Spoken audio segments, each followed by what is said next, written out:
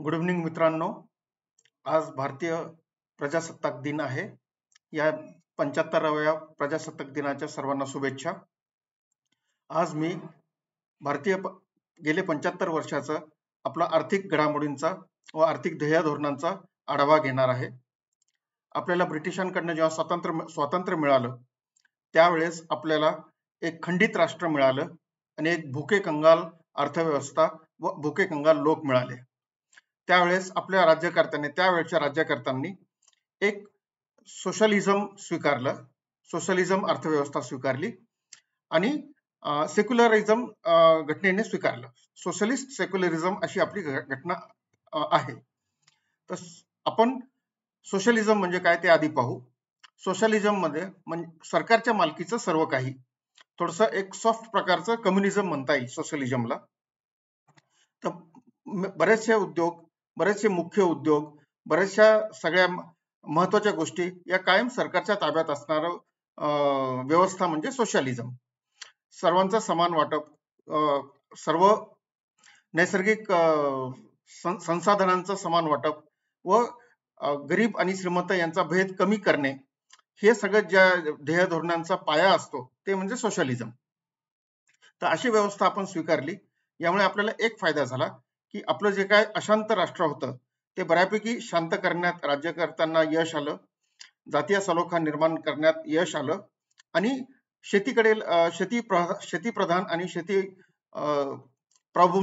प्रामुख्याने देश असणारा याच्यामध्ये शासनाला लक्ष देता आलं व ज्याला आपण ग्रीन रेव्होल्युशन म्हणतो ते ग्रीन रेव्होल्युशनच्या माध्यमातून आपण 1970 पर्यंत अन्नधान्याच्या दृष्टीने स्वयंपूर्ण झालो. तोपर्यंत आपण 1947 ते 1970-75 पर्यंत आपण अन्नधान्याच्या दृष्टीने पाश्चिमात्य राष्ट्रांवर अवलंबून होतो व भूकबळी वगैरे, दुष्काळ, भूकबळी वगैरे असे माणुसकीला काळीमा फासणारे घटना आपल्याकडे होतच होत्या. त्याच्यानंतर साइड बाय साइड या सगळ्या सोशलिझमच्या आणि ग्रीन रेव्होल्युशनच्या काळामध्ये एक छोटस मिल्क रेव्होल्युशन पण झालं, जेणेकरून आपण दुग्धजन्य पदार्थांमध्ये देखील आपण स्वयंपूर्ण झालो. याच बरोबर त्यावेळच्या राज्यकर्त्यांनी मोठमोठ्या पायाभूत उद्योगांची स्थापना केली, ज्याला आपण हेवी इंडस्ट्रीज म्हणतो. ज्याला एक उदाहरण द्यायचं झालं तर भारत हेवी इलेक्ट्रिकल लिमिटेड, त्याच्यानंतर स्टील अथॉरिटी ऑफ इंडिया किंवा कोल इंडिया लिमिटेड, असे जे काही मूलभूत उद्योग आहेत हे सर्व सरकारने स्थापन केले. या सर्व सरकारच्या मालकीचे आहेत, ज्यांना इंडियन ऑइल, त्याच्यानंतर भारत पेट्रोलियम, हिंदुस्तान पेट्रोलियम हे देखील त्याच्यातलेच काही घटक. या सर्व उद्योजकांना आजच्या भाषेमध्ये आपण Navratna companies, public sector units companies म्हणतो. त्या काळामध्ये आपल्या हे सगळं सरकार कंट्रोल असल्यामुळे आणि आपण अत्यंत गरीब हालाकीच्या परिस्थितीत असल्यामुळे, कारखानदारी लिमिटेड असल्यामुळे पैसा तसा खूप अवघड होता आणि पैसा मुबलकही नसायचा. आपल्याला 1980 पर्यंत निश्चितच आपलं फक्त 2 वेळचं अन्न, सर्व खंडप्राय देशातल्या सर्व जनतेला 2 वेळचं अन्न हेच आपलं प्रामुख्याने ध्येय असायचं. पण जसं जसं आपण अन्न आणि दुग्धजन्य पदार्थांमध्ये स्वावलंबी झालो तसं तसं आणि इंडस्ट्रीज मध्ये ग्रो होत गेलो तसं तसं आपल्या गरजा देखील चेंज व्हायला लागल्या. आपल्या गरजा चेंज व्हायला लागल्यानंतर म्हणजे बेकारी वाढली, मुलं शिकायला लागल्यानंतर बेकारी वाढली. तर त्याच्यानंतर मग तो काळ होता, तो साठेबाजींचा काळ होता, ब्लॅक मार्केटिंगचा काळ होता, अन्नधान्य साठवणुकीचा काळ होता. या काळामध्ये नॉर्मली जे काही अमिताभ बच्चनचे जे उदय झाला 1972-73च्या जंजीर सिनेमापासून, त्यावेळेसचे जे कथानक होते ते साधारण 1980चे कथानक मध्ये जे काही सगळं कालखंड दाखवण्यात आला होता ते त्या काळचं समाज व्यवस्थेचं चित्रण होतं. आता याच्यामध्ये आता आपण जसे उद्योग मी सांगितलं होतं सर्व सरकार कंट्रोल होतं. खासगी जे आपले उद्योजक असतात त्यांना खूप सरकारी परवानग्यांमध्ये जावं लागायचं, खूप कठोर नियम असायचे आणि मगच ते कारखाने टाकले जायचे. त्याला आपण परमिट राज म्हणतात, जो कुप्रसिद्ध परमिट राज म्हणतात ते परमिट राज असायचं. त्यामुळे खासगी उद्योग टाकणं इतकं सोपं नसायचं आणि फलाफुलं येणं देखील फार सोपं नसायचं. यामुळे खासगी उद्योजकता फार कमी प्रमाणात वाढली. ह्या सगळ्या गोष्टींचा परिणाम आपल्याला बेकारींमध्ये दिसायला लागला.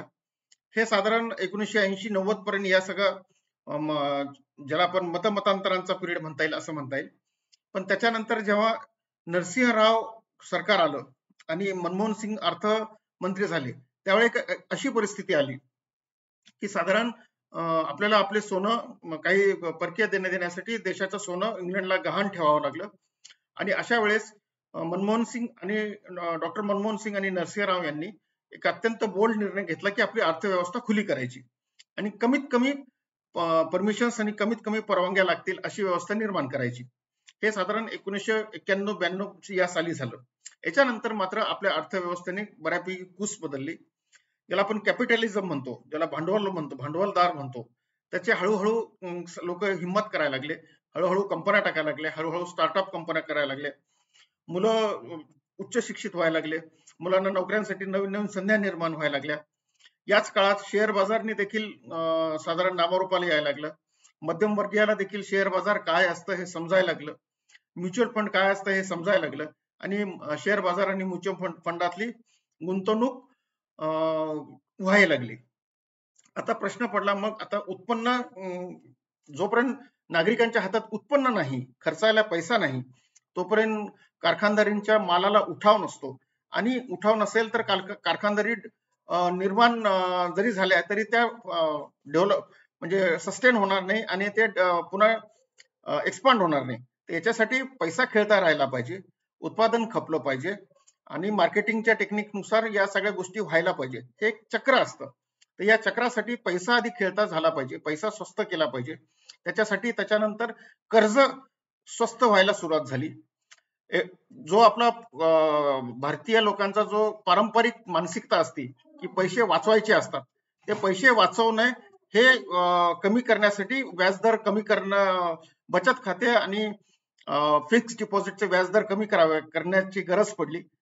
ते कमी झाले की कर्जाचे व्याजदर आपोआप कमी झाले आणि चंगळवादाकडे लोकांना न्यायाची गरज निर्माण झाली आणि लोक हळूहळू चंगळवादाकडे किंवा कन्झ्युमरिझम ज्याला म्हणता येईल याच्याकडे जाऊन लोकांनी आपापले सवयी बदलल्या आणि ज्याला आपण कर्जाधिरित किंवा क्रेडिट बेस्ड इकॉनॉमीसाठीचा पाया रोवला गेला. याच्यानंतर कर्ज स्वस्त होत गेले. कर्ज स्वस्त होत गेल्यानंतर चैनीचे वस्तू लोक घ्यायला लागले, लोकांचं राहणीमान बदललं, लोकांचं विचार करण्याची पद्धत बदलली.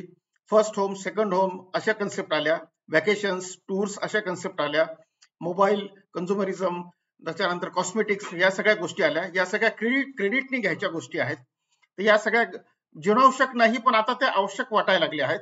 तर असं एकंदर या सगळ्या गोष्टींचं आपल्याला सवय व्हायला लागली, जेणेकरून आपण आता हे सगळं अर्थचक्राचा एक अविभाज्य भाग झालो. तर हे एक अत्यंत प्रोटेक्टेड अर्थव्यवस्था पासून ते अत्यंत खुली अर्थव्यवस्था, जी कंझ्युमर बेस्ड आहे, जी कन्झम्पशन बेस्ड आहे, जी क्रेडिट बेस्ड आहे. म्हणजे अगदी सोप्या भाषेत सांगायचं झालं तर जसं पूर्वी आपले वडील, आई वडील शिकत असताना ट्युशनला लावणं हे कमीपणाचं लक्षण होतं, पण आता ट्युशन बिझनेस हा एक फार मोठा बिझनेस आहे.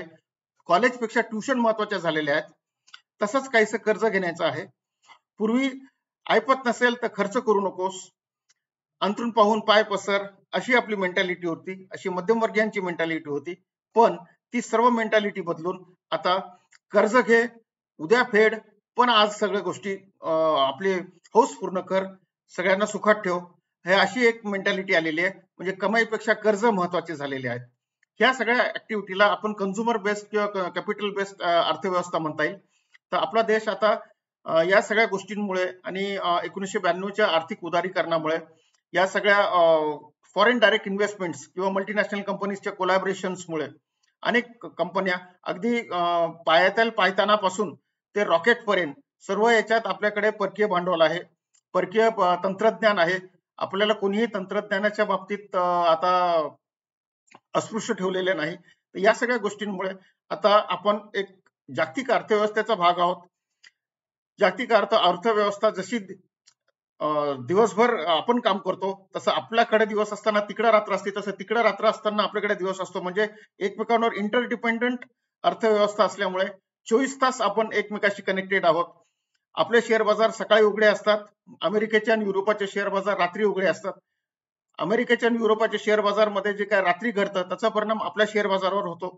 दिवसभर आपल्या शेअर बाजारमध्ये जे घडतं त्याचा परिणाम अमेरिकेच्या शेअर बाजारावर होतो.